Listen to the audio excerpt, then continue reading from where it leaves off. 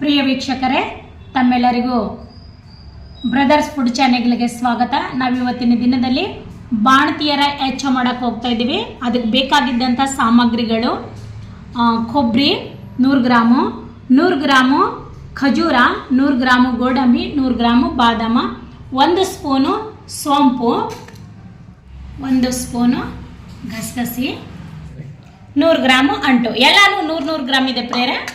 ಅಂಟು 100 ಗ್ರಾಮು, ಗೋಡಂಬಿ 100 ಗ್ರಾಮು, ಬಾದಾಮ್ 100 ಗ್ರಾಮು, ಕೊಬ್ಬರಿ 100 ಗ್ರಾಮು, ಖಜೂರ 100 ಗ್ರಾಮು. ಖಜೂರ ಅಂತಲೂ ಹೇಳ್ತಾರೆ, ಉತ್ತರ ಕರ್ನಾಟಕದಲ್ಲಿ ಖಾರಿಕ್ ಅಂತ ಹೇಳ್ತಾರೆ.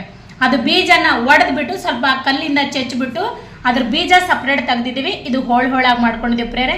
ಲೈಟ್ ಆಗಿದ್ದು ಒಲೆ ಮೇಲೆ ಇಟ್ಬಿಟ್ಟು ಬಿಸಿ ಮಾಡೋಣ ಪ್ರೇರೆ. ಇದರಲ್ಲಿ ಬಾಣಲಿದಲ್ಲಿ ಬಂದ್ಬಿಟ್ಟು 1 ಸ್ಪೂನ್ ಸೋಂಪು, 1 ಸ್ಪೂನು ಗಸಗಸಿ ಆಗಿದ್ದು ಲೈಟ್ ಆಗಿದ್ದನ್ನು ಕೂಡ ಉಗುರು ಬೆಚ್ಚಗೆ ಮಾಡ್ಕೊಳ್ಳೋಣ. ಬನ್ನಿ, ಇದು ಮಾಡೋದು ಹೇಗೆ ಅನ್ನೋದನ್ನು ನೋಡ್ಕೊಂಡು ಬರೋಣ. ಜಾಸ್ತಿ ಹುರಿಬಾರ್ದು ಪ್ರೇರೆ, ಲೈಟಾಗಿ ಸ್ವಲ್ಪ ಉಗುರು ಬೆಚ್ಚಗೆ, ಸ್ವಲ್ಪ ಘಮ ಘಮ ಇದ್ದೀನಿ. ಗ್ಯಾಸ್ ಇದು ಮಾಡಿದ್ದೀನಿ. ಇವಾಗ ಇದನ್ನು ಸಪ್ರೇಟಾಗಿ ತಗೊಳ್ಳೋಣ. ಇದನ್ನು ಬಿಸಿ ಮಾಡಿದ ಗಸಗಸಿ ಮತ್ತು ಸೋಂಪು ಮಿಕ್ಸಿಗೆ ಹಾಕ್ತಾ ಇದ್ದೀವಿ ಪ್ರೇರೆ. ಇವುಗಳನ್ನು ಕೂಡ ಒಂದೊಂದಾಗಿ ನಾವು ಬಿಸಿ ಮಾಡ್ತಾ ಇದ್ದೀವಿ ಪ್ರೇರೆ. ಎಲ್ಲನೂ ಸ್ವಲ್ಪ ಬಿಸಿ ಮಾಡ್ಕೋಬೇಕು. ಇವಾಗ ಬಾದಾಮ್ ಬಿಸಿ ಮಾಡ್ತಾ ಇದ್ದೀವಿ ನೋಡಿ. ಅದು ಮರ್ದಾಗ ಹಾಕಿದ್ದೀನಿ ಪ್ರೇರೆ, ಸ್ವಲ್ಪ ತಣ್ಣಗಾಗಬೇಕದು. ಅದೇ ಪ್ರಕಾರ ಇವಾಗ ಗೋಡಂಬಿನೂ ಕೂಡ ಬಿಸಿ ಮಾಡ್ತಾ ಇದ್ದೀನಿ. ಜಾಸ್ತಿ ಕೆಂಪಾಗ ಮಟ್ಟಿಗೆ ಹುರಿಬಾರ್ದು, ಒಂದು ಸ್ವಲ್ಪ ಲೈಟಾಗಿ.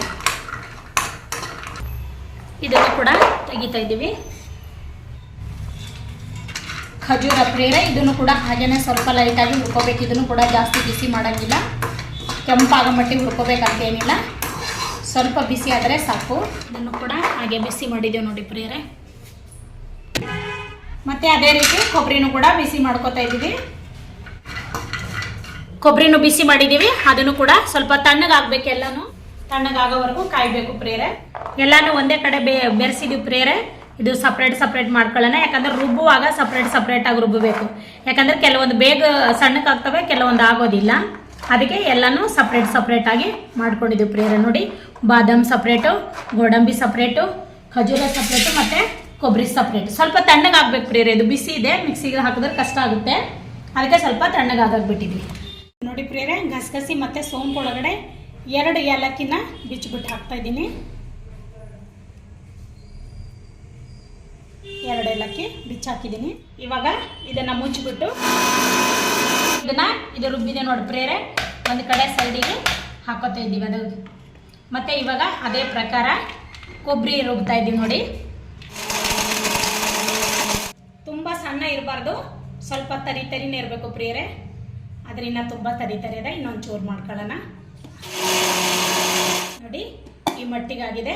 ಇದನ್ನು ಕೂಡ ಪ್ಲೇಟ್ ಒಳಗಡೆ ಹಾಕ್ತಾ ಇದ್ದೀವಿ ಕೂಡ. ಇದನ್ನು ಒಂದು ಸೈಡಿಗೆ. ಹಾಗೆ ಗೋಡಂಬಿಗಳು ಕೂಡ ಹಾಕೋತಾ ಇದ್ದೀವಿ.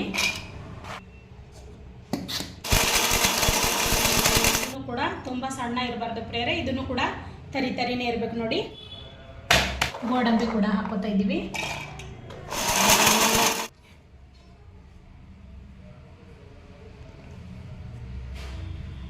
ಒಟ್ಟಿಗೆ ಸೇರಿಸ್ಕೊಳ್ತಾ ಇದ್ದೀವಿ. ಮತ್ತು ಹಾಗೆ ಖಜೂರ.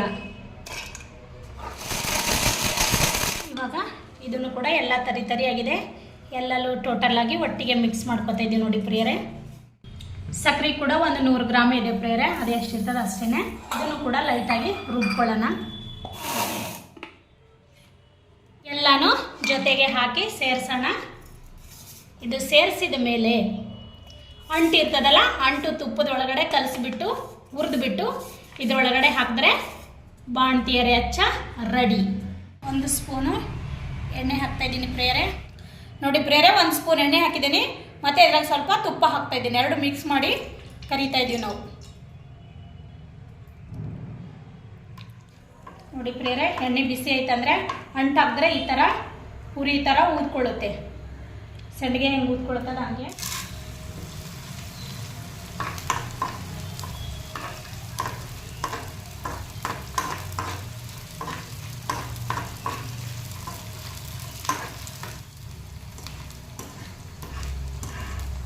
ಇದರೊಳಗಡೆ ಕಲಿಸ್ಕೊತಾ ಇದ್ದೀವಿ ಪ್ರಿಯರೇ. 100 ಗ್ರಾಮ್ ಅಂಟು ತೋರಿಸಿದಲ್ಲ, 100 ಗ್ರಾಮ್ ಎಲ್ಲ ಹುರ್ಕೊತಾ ಇದ್ದೀವಿ ನಾವು. ಇದು ಲಾಸ್ಟ್ ಹುರ್ಕೊಂಡಿದ್ದೀವಿ. ಮುಗ್ದಾಯ್ತು ಹುರಿ. ಅದನ್ನು ಗ್ಯಾಸ್ ಆಫ್ ಮಾಡಿದ್ದೀನಿ. ತಣ್ಣಗಾಗಬೇಕು. ತಣ್ಣಗಾಗಿನಾಗ ಮಿಕ್ಸ್ ಮಾಡಬೇಕು. ಮಿಕ್ಸ್ ಮಾಡಿನಾಗೆ ಬಾಣತಿ ಹೆಚ್ಚ ರೆಡಿ. ದಿನ ಬೆಳಗ್ಗೆ ಎದ್ದುಬಿಟ್ಟು ಒಂದೊಂದು ಸ್ಪೂನ್, ಇದು ಬೆಳಗ್ಗೆ ಎದ್ದಿದ್ದ ತಕ್ಷಣನೇ ಬರೀ ಹೊಟ್ಟಿಲಿಂದ ಇದು ಬೆಳಗ್ಗೆ ಒಂದೊಂದು ಸ್ಪೂನ್ ಅಥವಾ 2 ಸ್ಪೂನ್ ತಿಂದರೆ ಕೈಕಾಲುಗಳು ಗಟ್ಟಿಯಾಗಿಬಿಡ್ತವೆ. ಕೈಕಾಲು ಬೋನ್ಸ್ಗಳು ಮತ್ತು ಸೊಂಟ ನೋವು ಕಡಿಮೆ ಆಗುತ್ತೆ, ಬೆನ್ನು ನೋವು ಕಡಿಮೆ ಆಗುತ್ತೆ. ಆಮೇಲೆ ಸುಸ್ತಾಗ್ತದೆ ಪ್ರೇರೆ. ಗಸಗಸಿ ಹಾಕಿದ್ದೀವಲ್ಲ, ಗಸಗಸಿ ಹಾಕಿದ ಕಾರಣ ಏನಾಗುತ್ತೆ ಅಂದರೆ ನಿದ್ರಾಹೀನತೆ ಇರೋರಿಗೆ ಅಂದರೆ ಒಳ್ಳೆ ರೀತಿ ನಿದ್ದೆ ಕೂಡ ಬರ್ತದೆ. ಆಮೇಲೆ ಹೊಟ್ಟೆ ನೋವು ಇರೋರಿಗೆ ಸೋಂಪು ಹಾಕಿದೆಲ್ಲ ಹೊಟ್ಟೆ ನೋವು ಕೂಡ ಕಡಿಮೆ ಆಯ್ತದೆ ಸೋಂಪಿನಿಂದ. ಸೊ ಇಷ್ಟು ಐಟಮ್ ಹಾಕಿದ ಸಲುವಾಗಿ ಇದು ಬಾಣತಿಯರ ಹೆಚ್ಚ ಪ್ರಿಯರೇ. ಇದು ದೇಹಕ್ಕೆ ತುಂಬ ಒಳ್ಳೆಯದು, ಶರೀರಕ್ಕೆ ತುಂಬ ಆರೋಗ್ಯ ಕೊಡ್ತದೆ ಪ್ರಿಯರೇ. ಇದು ಸ್ವಲ್ಪ ದುಡ್ಡು ಜಾಸ್ತಿ ಆದರೂ ಕೂಡ ನೀವು ಮಾಡ್ಕೊಂಡು ತಿಂದು ನೋಡ್ರಿ. ಡೈಲಿ ಈ ಸ್ಪೂನಿಂದ 1-2 ಸ್ಪೂನ್ ತಿನ್ನಿ ಬೆಳಗ್ಗೆ ಎದ್ದಿದ್ದ ತಕ್ಷಣ. ಸ್ವಲ್ಪ ದಿನದಲ್ಲೇ ನಿಮಗೆ ಬಲ ಹೆಂಗೆ ಬರ್ತದಂತ ನೀವೇ ನೋಡಿ ಪ್ರಿಯರೇ. ಯಾಕಂದ್ರೆ ನೀವು ತಿಂದು ನೋಡಿದ್ರೇ ನಿಮಗೆ ಗೊತ್ತಾಗೋದು. ನಾವು ಹೇಳಿದ್ರೆ ಅಷ್ಟು ಕಿತ್ತಾಗಿ ಸುಳ್ಳು ಹೇಳ್ಬೋದು ಅಂತ ಅನಿಸ್ಬೋದು ನಿಮಗೆ, ಬಟ್ ನೀವು ಮಾಡ್ಕೊಂಡು ತಿಂದು ನೋಡಿ ಪ್ರಿಯರೇ. ಇವಾಗ ಏನು ಮಾಡ್ತಾ ಇದ್ದೀನಿ ಅಂದರೆ ನಾನು ಇದೇ ಸ್ಪೂನಿಂದ ಎಲ್ಲನೂ ನೀಟಾಗಿ ಮಿಕ್ಸ್ ಮಾಡ್ತಾ ಇದ್ದೀನಿ. ನೋಡಿ ಏನೇನಿದೆ ಅಂದರೆ ಇದ್ರಾಗೆ ಗೋಡಂಬಿ ಮತ್ತು ಖಜೂರ, ಬಾದಾಮು, ಅಂಟು, ಸಕ್ಕರೆ,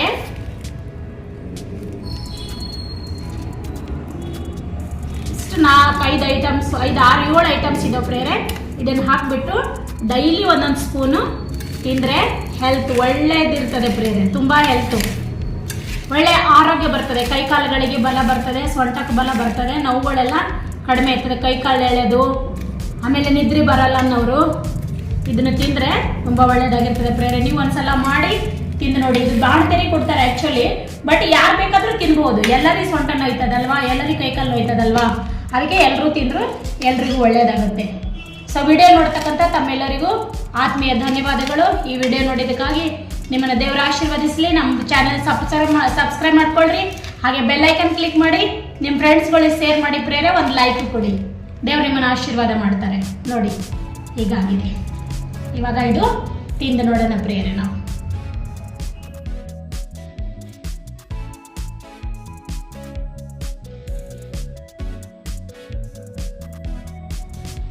ಬಾಣತಿಯರ ಹೆಚ್ಚ ರೆಡಿ.